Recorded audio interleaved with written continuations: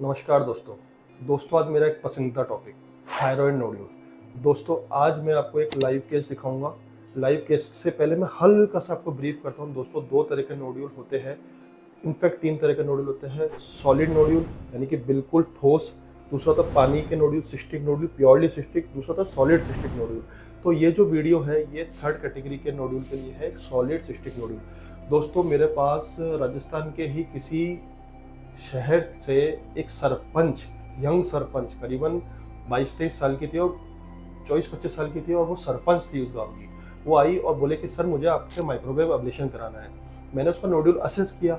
मैंने देखा कि उसका नोड्यूल में करीबन 80 to 90% सिस्टिक कंपोनेंट है और ओनली एक एक्सेंट्रिक छोटा सा नोड्यूल था जो कि सॉलिड कंपोनेंट था। तो मैं, और उसकी एक एफएनएसी पहले हो रखी थी जिसमें बिनाइन नोड्यूल आ रखा था। मैंने उसकी एक और एफएनएसी करी और उसको बिनाइन नोड्यूल देखा कि अब ये बिनाइन है। तो मैंने मेरे पास दो ऑप्शन थे, या तो मैं उसको डायरेक्ट माइक्रोवेव अब्लेशन कर दूं, पर मैंने देखा कि चलो इसको बेसिकली अपन, ये बहुत छोटा था, मतलब है ना, आइडियली 1.5-2 सेंटीमीटर के आसपास का सॉलिड कंपोनेंट था। तो बेसिकली मैंने उसका सिस्टिक नोड्यूल, मतलब मैंने उसमें अल्कोहल अब्लेशन करने की काउंसलिंग की और मैंने बोला अगर इसकी सेटिंग से फर्क नहीं पड़ता है तो अपन इसको माइक्रोवेव अब्लेशन सेकंड सेटिंग में कर देंगे। तो दोस्तों इसी की जर्नी मैं आपसे शेयर करूंगा कि मैंने इस प्रोसीजर को कैसे किया। बिलीव मी, हार्डली 2-2.5-3 मिनट का मुश्किल से प्रोसीजर था। किसी तरह का पेशेंट ओपीडी बेसिस पे ही आया, ओपीडी बेसिस पे ही गया। किसी तरह की कोई चीराफाड़ी नहीं, कोई टाकापीटी नहीं, कोई कॉम्प्लिकेशन नहीं। ऑल्दो मैंने पेशेंट को दोबारा भी नहीं बुलाया। अभी पेशेंट को इस प्रोसेस को करे हुए करीबन 2.5-3 महीने हो गए हैं। इसके रिजल्ट्स को मैं इस वीडियो के लास्ट में बताऊंगा। तो अभी आप इस वीडियो से जुड़े रहिए और देखिए कि मैंने अंडर अल्ट्रासाउंड गाइडेंस ओनली इस प्रोसीजर को कैसे किया। ओके, तो जुड़े रहिए दोस्तों। ये मैं आपको एक अल्ट्रासाउंड की इमेज दिखा रहा हूँ। आप देख पा रहे हैं कि इसमें जो ये साइड में छोटा सा सॉलिड नोड्यूल दिख रहा है, बाकी मेनली जो काला काला है वो सिस्टिक पार्ट है। ये मैं एक सुन्न करने की सुई लगा रहा हूँ लोकल एनेस्थीसिया की, गले में, और हाथ में मेरा अल्ट्रासाउंड का प्रोब है और मैं पेशेंट को निकलने के लिए गाइड कर रहा हूँ। दोस्तों अब हम क्या करेंगे, अब हम इसमें एक दूसरी सुई लेके जाएंगे, एक निडल लेके जाएंगे। जैसे कि मैं लेके जा रहा हूँ, मेरे असिस्टेंट ने मुझे ये निडल अपने हाथ में दी है और इस निडल को मैं उसकी जो नोड्यूल का जो सिस्टिक पार्ट है, लिक्विड पार्ट है, उसमें मैंने डाला।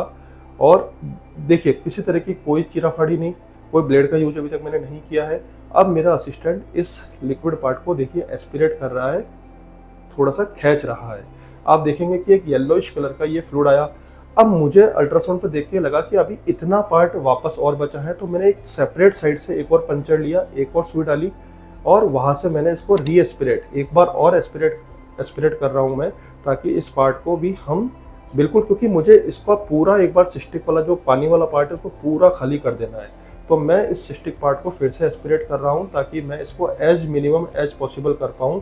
तो देखिए अब वो निडल, वो जो हमारी 25 की जो सिरिंज है वो पूरी भर गई है और करीबन 10-15 ml हमने पहले निकाल लिया था और अभी भी इसमें बचा है। तो देखिए अब हमने उसको बाहर निकाला, जो खाली किया, और एक दूसरी हमने सिरिंज ली। और देखिए ये आपको ये कितनी वेल अच्छी तरह से जो दिख रही है, ये पूरी एक निडल है, एक सुई है जो कि उस नोड्यूल के अंदर है। कोई चीराफाड़ी नहीं, पेशेंट बिल्कुल लोकल एनेस्थीसिया में हो रहा है, किसी तरह का कोई भी इशू नहीं है। अब देखिए धीरे धीरे आप देख रहे हैं इस सिस्टिक कंपोनेंट का साइज हम उसको मैनिपुलेट कर रहे हैं उस सॉलिड कंपोनेंट से सेपरेट करने के लिए, और धीरे धीरे ये सिस्टिक कंपोनेंट छोटा होता जा रहा है। देखिए ये बिल्कुल एस्पिरेट हो गया, छोटा हो रहा है और धीरे धीरे, और ये पास में कैरोटिड वेसल भी दिख रही है, सिर को जाने वाली नस। और धीरे धीरे देखिए ये नोड्यूल का साइज बिल्कुल छोटा होता गया और ये बिल्कुल छोटा, और ये सब हम एस्पिरेट कर रहे हैं। तो करीबन इस पूरे प्रोसीजर में हमने 60-70 ml के आसपास टोटल हमने एस्पिरेट किया था। तो और उसके बाद हमने देखिए ये जो दूसरी निडल लगा के, ये जो आपको बबल्स दिखे, ये सब हमने इसमें अल्कोहल डाल दिया है। इससे पूरे अल्कोहल के बबल्स आ गए चारों तरफ, और ये जो व्हाइट है ये पूरा अल्कोहल बबल्स है। और अब हमने एक हल्का सा उस अल्कोहल के सिरिंज को हटा के हमने नॉर्मल सलाइन की सिरिंज ली, ताकि जब हम बाहर निकले तो आपके जो नॉर्मल टिश्यूज में अल्कोहल नहीं जाए, और इस निडल को नॉर्मल सलाइन फ्लश करते हुए इसको हमने बाहर निकाल दिया। अब हमने 5 मिनट थोड़ा कंप्रेशन दबा के रखा और हमने अल्ट्रासाउंड के में 4 से 5 मिनट के बाद देखा तो ये पिक्चर हमको दिख रही है कि एक बिल्कुल छोटी सी कैविटी है जिसमें कि ये काला काला पार्ट जो है ये लिक्विड पार्ट है और जो सफ़ेद पार्ट है वो सॉलिड पार्ट है। तो सॉलिड पार्ट का हमें फिलहाल कुछ करना नहीं है और इस लिक्विड पार्ट में हम हम लिक्विड पार्ट में फिर से हमने हम एक सुई डाल रहे हैं, नीडल डाल रहे हैं अल्कोहल को रीएस्पिरेट करने के लिए। जो अल्कोहल हमने डाला था कैलकुलेट करके अकॉर्डिंग टू द जो हमारा सिस्ट से जो आया था येलोइश कलर का फ्लूइड, उसके आधार पे हमने अल्कोहल का अमाउंट कैलकुलेट किया, अल्कोहल डाला, 3 से 5 मिनट रखा और हम वापस से उस अल्कोहल को रीएस्पिरेट कर रहे हैं, वापस से खींच के निकाल रहे हैं। तो इस तरह से हमने धीरे धीरे उस अल्कोहल के पूरे पार्ट को बाहर निकाल लिया और फाइनली ये प्रोसीजर खत्म हो गया। दोस्तों इस प्रोसीजर के बाद अभी करीबन इस प्रोसीजर को करीबन 4 साढ़े 4 महीने हो चुके हैं। पेशेंट से फॉलोअप पे बात हुई थी, हमने पूछा कि रिजल्ट्स कैसे। अगर आपको हमने पेशेंट को पहले काउंसलिंग किया था कि शायद सेकंड सिटिंग की भी तुम्हें जरूरत पड़ सकती है, अगर ये अच्छा रिस्पॉन्ड देती है तो, मतलब अगर बहुत अच्छा नहीं देखे अच्छा देती है तो।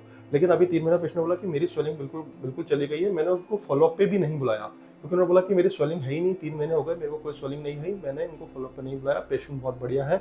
मैं इतने बड़े नोड्यूल में generally 2 sitting of alcohol oblation की काउंसलिंग करता हूँ, परंतु सिंगल सिटिंग से ही बहुत अच्छा रिजल्ट आया। चीपर तरीका है, नॉन इन्वेजिव तरीका है, एक रूटीन एफएनएसी जो आप कराते हो ऑलमोस्ट सेम तरीका है। 2 से 2.5-3 मिनट में पूरा प्रोसेस खत्म हो जाता है।